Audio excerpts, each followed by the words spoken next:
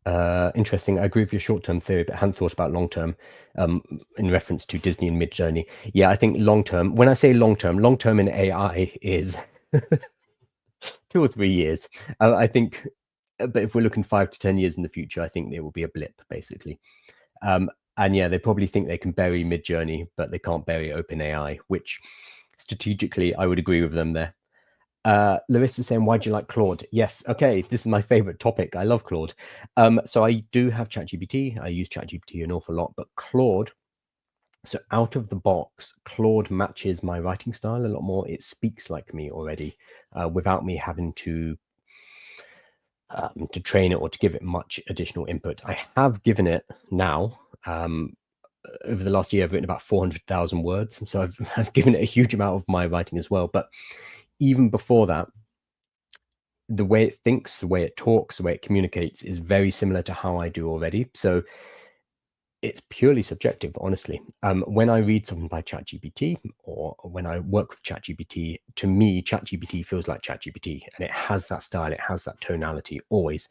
And I've tried to train it out, and no, it's still ChatGPT. Whereas Claude resonates a lot more with me because it has that same way of speaking and reasoning as I have. So this is subjective. This is why I recommend people try out loads of different models and see what works for them, basically, because some people love Gemini, some people love Claude, some people love Grok. Nobody loves Copilot, but the point is that you will find one that works for you. And for me, it's Claude. So I've always been a Claude maximalist, but I use ChatGPT for other things as well, and Gemini for coding primarily. If you haven't used Claude, it has a free trial like ChatGPT, so I recommend just trying it out. If you don't like it, it's fine. Like, it's not really a problem. Self-deprecating. Aussie, Kyle, are we too early to build basic AI tools for kids and parents to use together to build art too? Arts and crafts tools? No, not too early. I'm not sure if you saw earlier, but I was talking about Lovable. Yeah, Larissa, Copilot is not great at all. Aussie, I was talking about Lovable earlier. So what I would do is literally go over to lovable.dev, and it has a prompt window, and you type in, hey, I want to build a tool which allows kids and parents to work together on arts and crafts. And then you would specify what exactly you mean by that, like what kind of features would you like to see. And Lovable is going to go away and create a basic version for you. And then you can talk back and forward using natural language to help refine what that looks like, how it's deployed, whether it's a web page, whether it's an application, etc. You can talk to it and you can use normal language. So you don't need to say, hey, I want to put together a jQuery, blah, blah, blah. Like, you don't need any of that. No programming language. You just need to be able to explain what it is you want to build. And if you can communicate that idea to something like Lovable, it will be able to build you a prototype. And then from there, you can build with it. So no, definitely not too early. Oh yeah, you're building some with the APIs. So it does that, but so it's connecting into the API for ChatGPT or whatever you want to connect it to, but it will allow you to build out the front end and the back end functionality much more easily if you don't know how to code. So have a look at it. How is Claude with hallucinating when reading large amounts of text for research, etc.? So one of the great things about Claude is it does have a larger context window. Let me pull it up. There's a great site called artificialanalysis.ai. artificialanalysis.ai. So the really good thing about this is because the models are changing all the time, it's really hard to keep on track, especially because there's 4 or 5 different OpenAI models at any time. Even for someone like me who lives and breathes this every day, I couldn't tell you everything. But artificialanalysis.ai gives you everything on a nice page. So what I'm looking for. Where's it gone? They've moved the one thing that I need, which is the context window. It should show me the context window.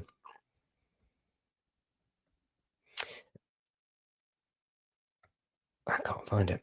Here we go. Output tokens. No. Okay, there's almost too much information. They've changed this page and I haven't looked at it for a while. Claude basically has a much larger context window than ChatGPT, so it's able to deal with a lot more information. That's especially useful in projects, which is how I use it most of the time. And because of that, it will be able to understand better if you give it large documents. However, Gemini is still the best for this. Gemini 2.5 Pro in particular. I think the context window is 2 million tokens. Does somebody know? It might be 4 million. It's a huge amount. It allows you to throw a huge amount of data at it. The problem is that the model, personally, I don't think the model is as good. But Gemini is fantastic if you have a huge corpus of data information you want to give to it. It could be a code base, it could be multiple books, it could be textbooks. That's going to be your go-to model for huge context. You can also obviously put together your own RAG system, etc. But Claude is better than ChatGPT, and then Gemini is better than Claude generally. How is Claude? So because of that, it will tend to hallucinate less because at least it's not running out of context window at the top of its chat. Because when that happens, instead of telling us, "Oh, I've run out of context" or "I've run out of memory," AI models will just fill in the gaps. They don't know what they don't know. They've forgotten that they've forgotten, basically. So they will try to fill in the gaps logically, and they will sound incredibly convincing. Whatever they come out with sounds right because they're fantastic at that. But they've actually forgotten the initial context. So because there's a large context window, that's less likely to happen with Claude. What do you think about local GPTs? Do you mean custom GPTs or like local on your own system? And is Lovable better than Replete? I prefer Lovable personally, but I would say it depends what you're trying to build. So I actually use Cursor for most things, but Cursor is, well, it's more powerful, but there's a much steeper learning curve, whereas Lovable it's good for prototyping, it's good for getting started. My personal workflow is I start in Lovable, I prototype something, and then I'll take it over to Cursor. I have used Replete. I don't like it as much as Lovable, but I think it depends what you're building generally. Thanks so much. On your system, so a local GPT. So yeah, you can run local models. Generally, you're going to be running an open source model, so a Llama-based model, which I'm going to get yelled at by Preston. Will be in chat. Preston's not here, is he? Local models are great because you have privacy. You can fine tune them yourself, so you can make them good at the task that you want it to be good at. Obviously, you need a bit more horsepower, so you're going to need a good computer with good GPUs to run at a speed that makes it functional.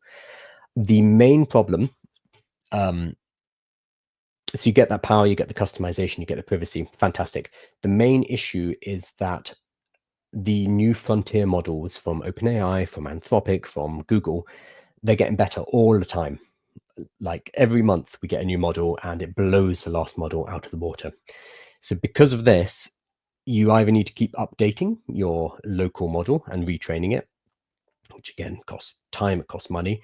And even then, you're still not going to get the same results as if you just use a frontier model. So one that is the newest thing, Opus 4 or Gemini 2.5 Pro or O3 or whatever it is from ChatGPT. They're still going to be better than whatever the open source Llama model is. Now, I'm going to get yelled at by the open source people in chat, but generally, the open source models are lagging behind by a little bit compared to the frontier models. So with the frontier models, it's a black box. You don't get to control it. You don't get to mess around with the internals. You're just connecting to them and you're using them and you pay for that.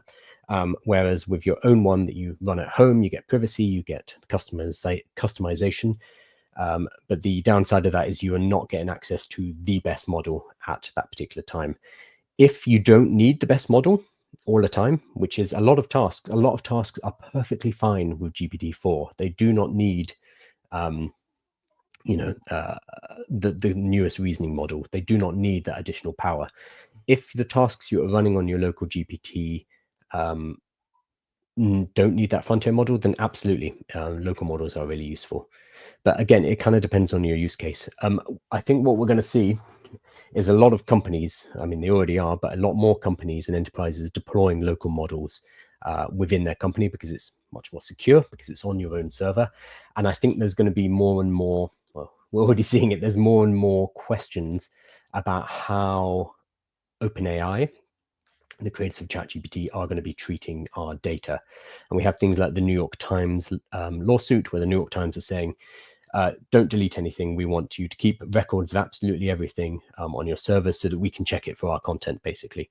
From a practical point of view, I read the calculation somewhere, like if they didn't delete everything that was coming in, they'd need like more servers than exist in the whole world within about a month or something. So practically they can't actually comply with this, but it does open up questions of what are ChatGPT keeping? What are they holding on to? What are they telling us they're getting rid of, but they're not really, because we don't know. These are unknowns. And when it comes to business applications, a lot of enterprises are willing to deploy something locally so they don't need to worry about that. They know their data is secure. Gemini. Oh, hey, Matt. How you doing? America's waking up. I've seen a few of my American TikTok friends logging on. What time is it there? Cool. So I think that's covered. Oh, no, it hasn't yet. Actually, yeah, I wanted to point out Ethan Mollick. If you don't follow Ethan Mollick, I highly recommend you do. He's one of my go-to news sources for artificial intelligence news, and also no more than that, analysis. He's just a very, very smart guy. He's a professor of, what's he a professor of? Okay, he's a professor at Wharton. I'm not quite sure what of, but he's one of the smartest guys in the field. And was this 2 days ago, he highlighted this. Again, if you're on TikTok, you can't see this. Sorry, but if you're on other channels, you'll be able to see this. He highlighted a new study, which is about the use of artificial intelligence in schools, and I wanted to quickly go through it. So the tweet says, the repeated argument that AI is not actually useful to real people needs to be retired based on the representative national surveys we now have on real AI users. So earlier I was talking about the fact that if you're watching me here right now on social media, then chances are you're at the cutting edge of the artificial intelligence kind of adoption. But there are real people out in the real world who aren't at the same kind of level of interest as you guys are, but they are using it. They're starting to use it on a day-to-day basis. I'm sure you know these people, people who might come to you and be like, oh, how do I use this ChatGPT thing? Make sure you help them. They need it. But in this report, so Ethan says, teachers using AI report 6 hours a week time savings. Workers using AIs report 3 times productivity gains on 20% of their tasks. And then he pulls up the actual report. And this is specifically from teachers. Let me find the... Okay, so the highlights are 6 in 10 teachers have used an AI tool for their work this school year, with heavier use amongst high school, 66%, and early career teachers, 69%. I'm surprised it's not more than 6 out of 10, honestly. But the people who do use it, so teachers who use AI weekly save 5.9, so 6 hours work per week. So that's basically a day, which is a lot of time. I have friends who are teachers, and man, they work really hard and they don't get paid enough for it. So if you can save 6 hours a day of work using artificial intelligence, I can see why that's attractive. Currently, about 3 in 10 teachers are using AI at least weekly, with more frequent users experiencing greater time savings. Makes sense. Most teachers who use AI tools say the tools improve the quality of their work. Ah, that's interesting. Because this is always a question, is that, okay, yes, these people are saving time, but what is the quality of their output? Is the AI making their work less effective? So the teachers who use the AI tool say it improves the quality of work. This is them saying it does, so we need to take that with a pinch of salt. But 64% see higher quality in the modifications they make to student materials. 61% say they generate higher quality insights about student learning or achievement data, and 57% say AI improves the quality of their grading and student feedback. Okay, that seems pretty good. There was a study done in, I think it was Nigeria, where they gave kids access to an AI tutor that they used after school. And that's a wonderful study. It's really worth looking at. I think they did, the kids who had the AI tutor managed to complete 2 years of curriculum content in 6 months. So it really accelerated their learning. And it's especially powerful in the female students, because the female students were not getting as much attention during class time. So it allowed them to really decrease that gender inequality in terms of the school grades. So really cool to see AI being used in these settings. Teachers who use AI are more likely to be optimistic about the impacts of AI. Okay, cool. So the people who are using AI realize, oh, this is quite good, we should be using this.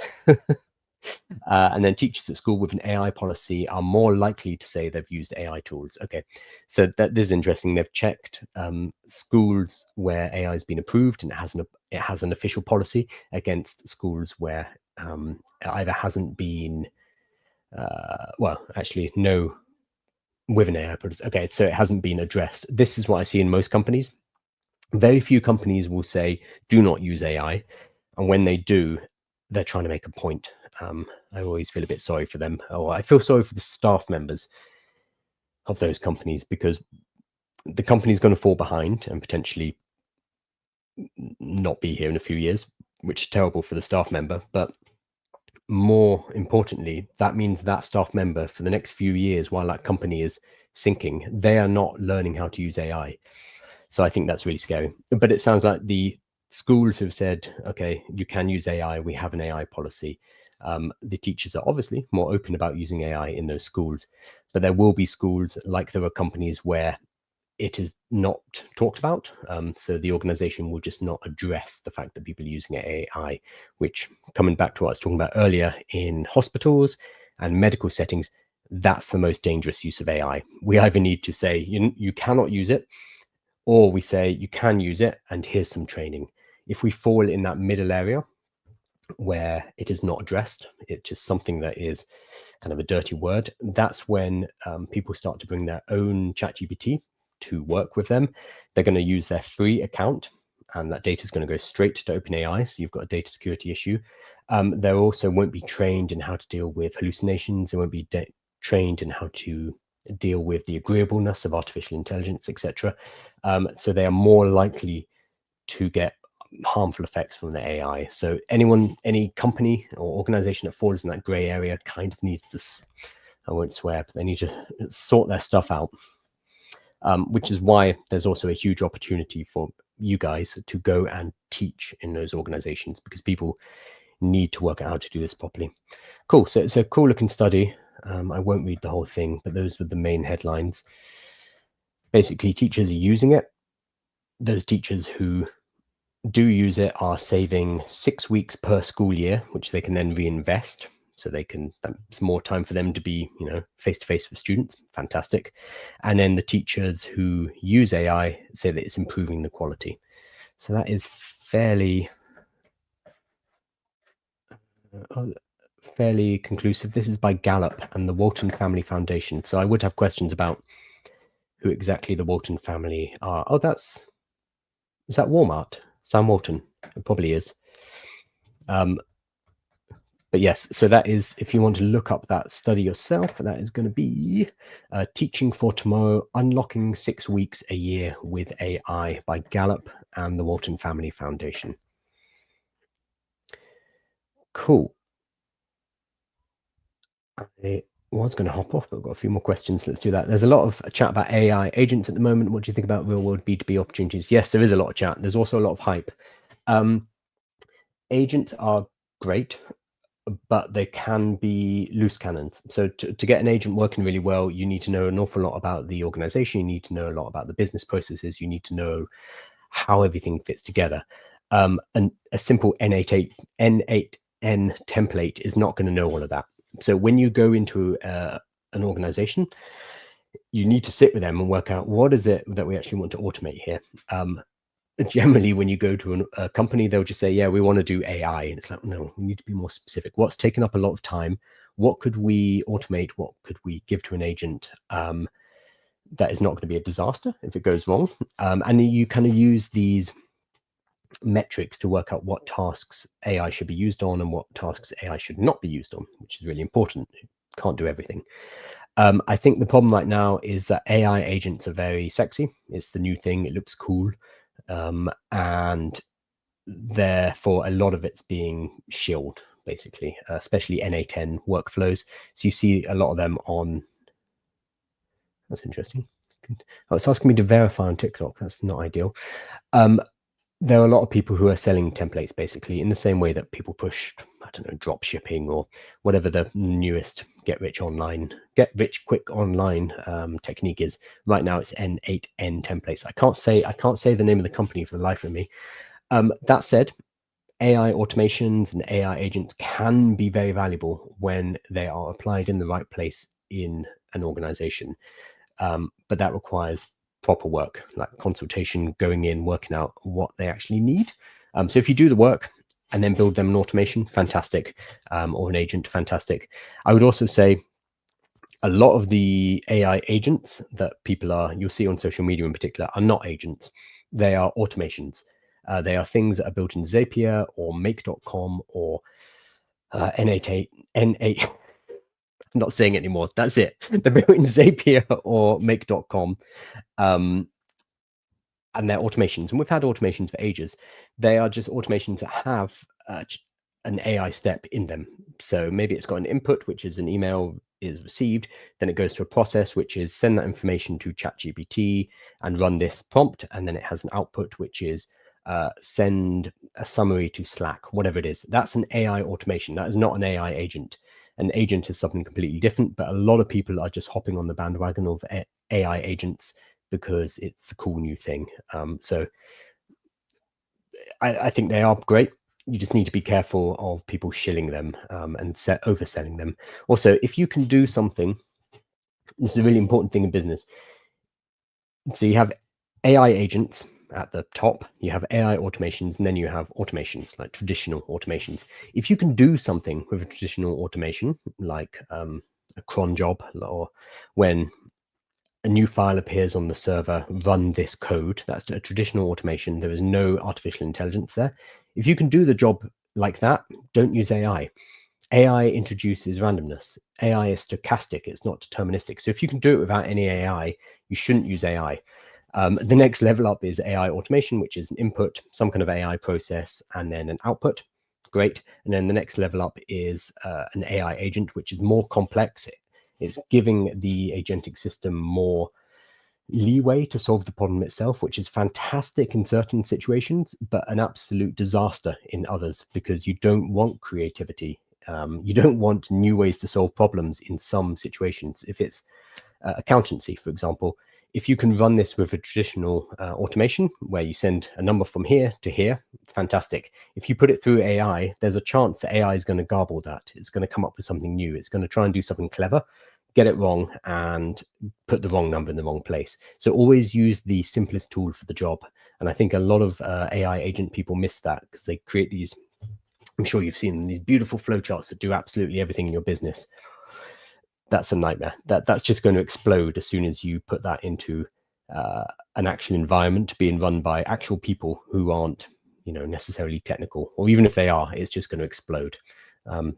So there's a potential, but you have to be really careful. Companies fail. Can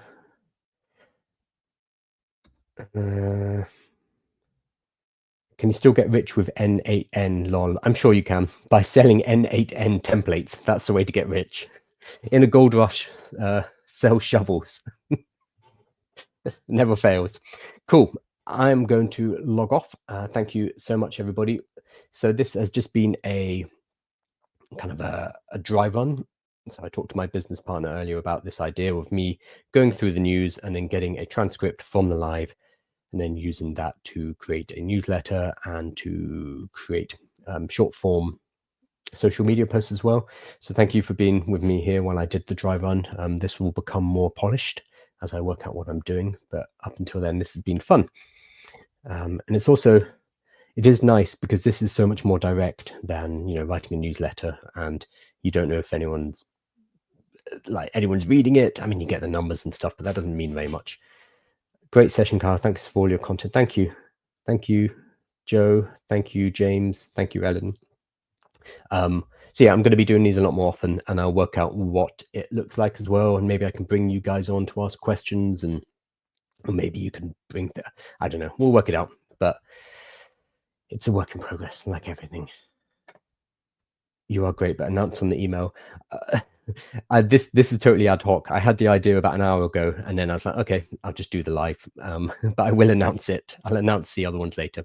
Okay, cheers, everyone. Coming off here too.